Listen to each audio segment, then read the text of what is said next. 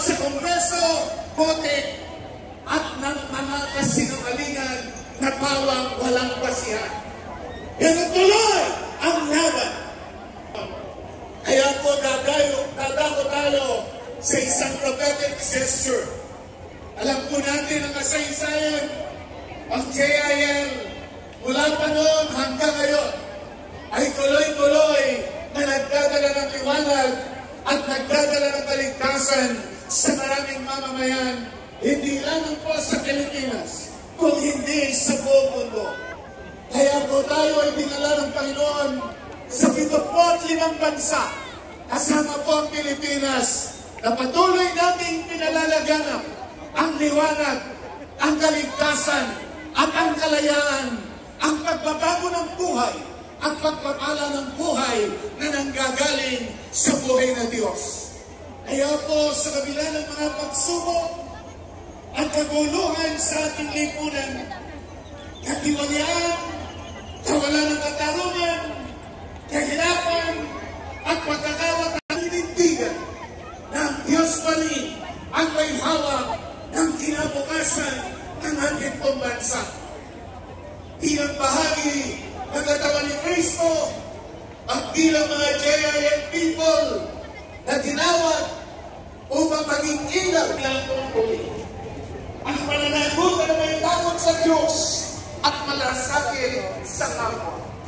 At higit sa lahat, ang patuloy ng pangumuno na inuuno ang kalawakan ng Diyos bago ang pagkakutunan na may kilala sa Diyos sa bawat desisyon natin, sa bawat lipunan.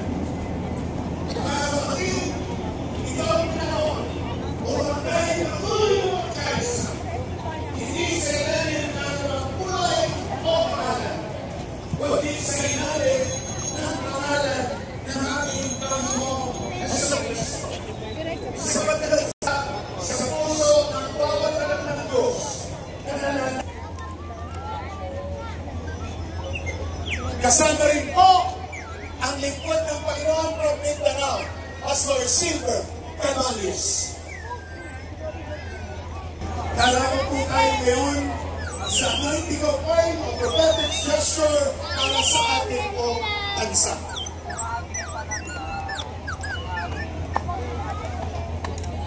To lead us the prayer and anointing of the island of Luzon, itong tawagan si Bishop Leo Alcona, National President of the Philippines for Jesus Movement, and Board Member of the Philippine Council of Evangelical Churches. Lord has anointed me to bring good news to the poor. He has sent me to comfort the brokenhearted and to proclaim the happy. Isaiah 62 after this prayer and the anointing of the Holy Spirit.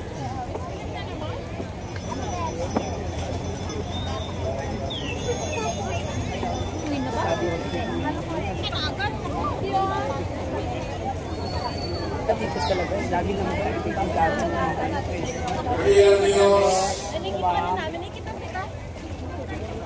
inikilala namin ang iyong kapangyarihan, ang iyong kabanalan. Inikilala namin at inikilala namin that the Philippines belongs to you. Salamat po nasa pagkakataong ito sa makasaysayang pamahalaan ng Malacanang. Dito po sa Luzon ng pamahalaan ng panguna ng Senado, ng Kongreso, mga headquarters ng Armed Forces of the Philippines, ng National Police, at ang iba pang departamento dito po sa Luzon. At ang Supreme Court ay dito rin po sa Luzon. Ibinabanala this department who rules entire Philippines. Bisitahin niyo po sila, Panginoon. ipadama mo ang inyong panutuntunan, ang inyong prinsipyo, ang inyong standards sa gitna ng maraming mga pagsubok at hamon sa aming panahon. Magdiwanag ang iyong kapangyarihan sa loob ng Malacanang at saka sa mga militar. Akin pong ibinubuhos ang langis na ito para po sa entire Luzon, that the entire Luzon will experience the spiritual breakthrough. Salamat, salamat po, Panginoong Diyos. Dakila kang ang tunay. Sa araw na ito, dinadeklara ng Jesus. Amen and amen. Amen and amen. And your ancient ruins shall be rebuilt, and you shall raise up the foundations of many generations. You shall be called the repairer of the breach, the heart of the nation. And today the heart of the nation has been shaken last September 30 with a 6.9 earthquake in Bogo, Cebu, and there were 10,000 aftershocks. Lord, the whole of Visayas.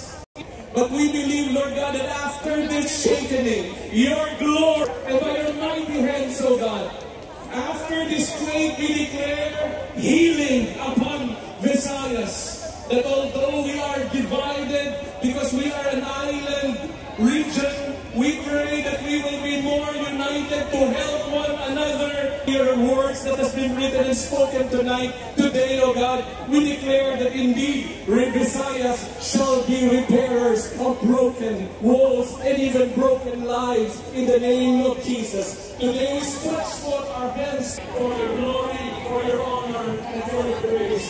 And right now we declare Visayas receive the anointing of the Holy Spirit and never be the same again in Jesus' mighty holy name. Punta tayo kayo dito para makalimutan ko. Ma'am, sorry.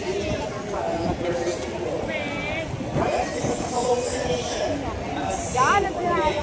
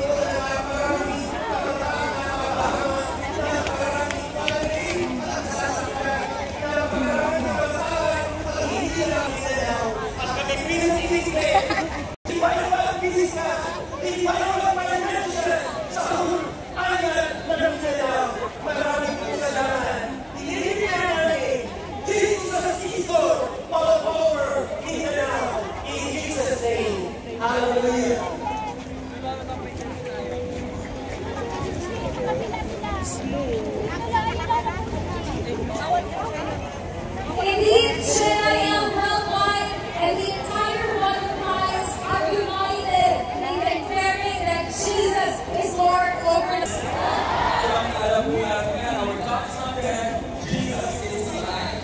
And indeed, Brother Eddie and the General Church Family Worldwide have always declared that God is alive. In every miracle, every answered prayer, every transformed life. And today, aside from being a declaration, it will also become the newest book by Brother Eddie Villanueva. Let us watch this video.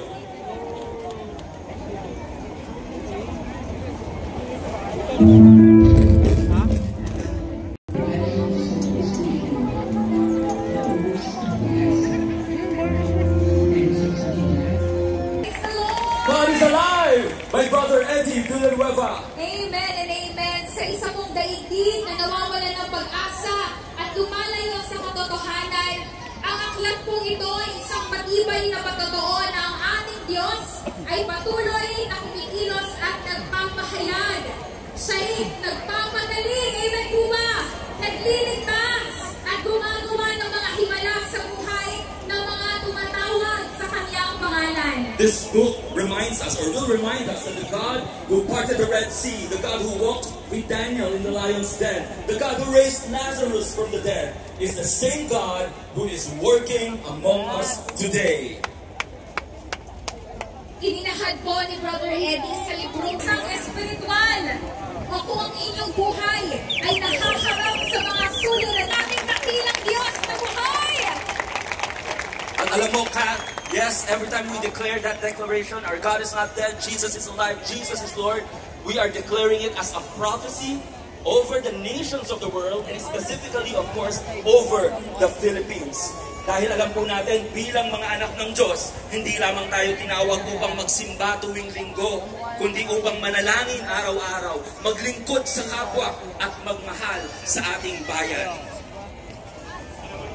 Sa bahaging ito ng ating programa, ating pong pahahalagahan of faith. At yun po ay Kingdom Dominion, kung saan ang bawat Kristiyano ay tinatawag ng Diyos upang mahalin ang bayan at maging asin at ilaw ng sanlibutan. Gaya nga ng lagi nating sinasabi o laging sinasabi ni Brother Eddie Villanueva, ang tunay na nagmamahal sa Diyos ay tunay din nagmamahal sa bayan. Kaya pangako niya sa 2 Chronicles 7 verse 14, if my people who are called by my name will humble themselves and pray and seek my face and turn from their wicked ways, then I will hear from heaven and will forgive their sin and heal their land. Ito rin ang sinasabi sa awit 30 maging kanyang pag-aari. Pwede po bang palakpakan lang natin ang Diyos na nagmamahal hindi lang sa atin? Mahal din po ng Diyos ang bansang Pilipinas. Praise the Lord. Kaya naman po, sa oras na ito, makakarinig po tayo ng isang espesyal na mensahe. Alam mo, Kat, maraming mga tao naglilingkod sa a Christian leader and a veteran lawmaker with over 32 years of dedicated service to the nation. Hindi po natin siya bisita. May tuturin po natin siyang kapamilya bilang ating kuya, guided by his core principles: honor God, build communities, and transform the nation. He continues to advance legislation to reform education, healthcare, livelihood, and the overall well-being of our country for the present and future generations. He remains steadfast in his vision of a transformed Philippines through faith-based and values-oriented leadership centered on the Lord and grounded in His Word. In the face of corruption and crisis, he believes that the path to healing and transformation begins with repentance. As a nation, as cities, and as individuals. Let us warmly welcome, brothers and sisters, let's give him a JIL, genuine God bless you welcome, our beloved Senator, Alan Peter Cayetano.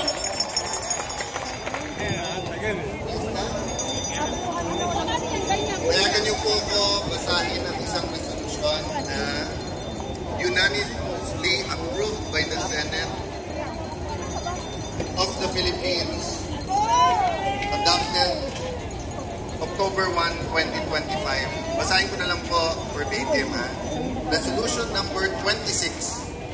Resolution congratulating and commending that Jesus is his late wife, Dr. Adoracion Sister Glory J. Villanueva, has grown into one of the largest full gospel Christian churches around the world.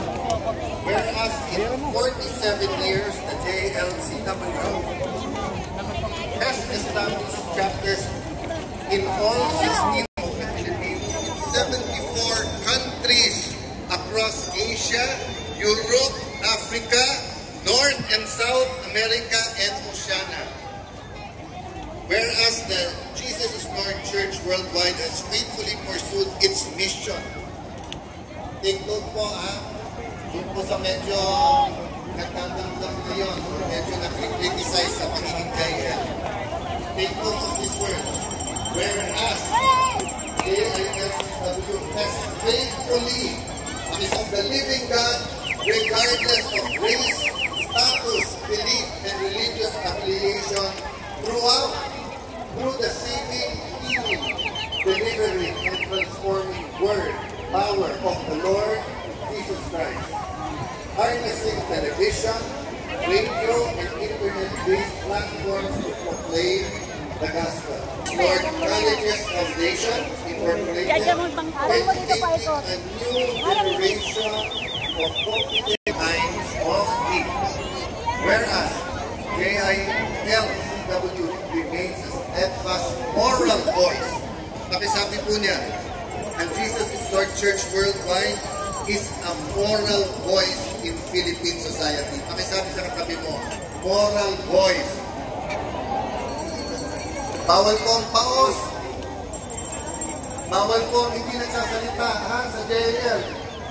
Kasi JAL is the moral voice in Philippine society, offering biblical counsel on matters of spirituality, families, and the nation.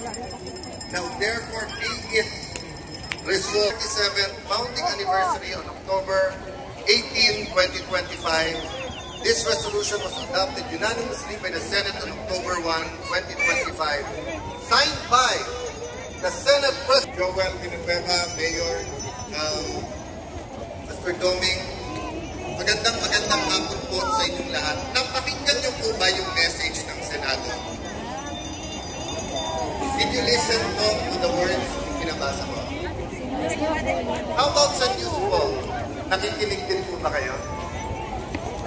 So kung medyo pauulit ko sa inyo yung pinakinggan nyo na sobra ang corruption at sobra ang those projects, natandaan nyo, narinig nyo yun, ito ba?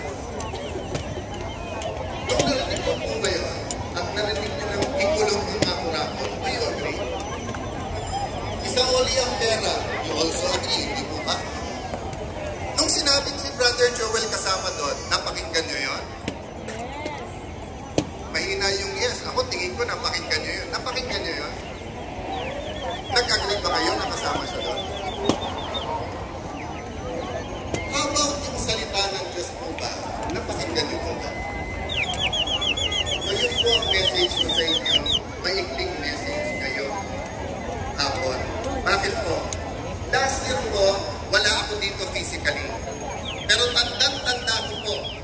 Dahil hindi lang po si Brother Bishop, Brother Eddie, ang ginamit po ng Panginoon at ng Banal na Espiritu sa pagsasabing parating na ang revival sa ating bansa.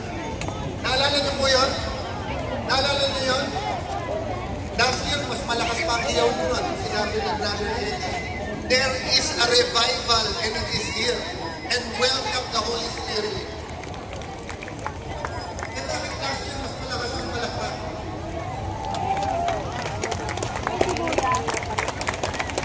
Alam niyo po bakit? Kasi this year, inatake si Brother Joel. And because si Brother Joel ay bahagi at nasa pundasyon niya ng JL dahil sa kanyang youth ministries at ministry sa church, inatake din po JL. Hindi ba nababasa sa Facebook ay mga JL, bumising kayo. Ay JL, bakit kayo involved sa corruption? Kaya siguro meron kong ilan na wala dito ngayon. Ilan lang naman. Dahil tingin ko, mas marami kayo this year than last year.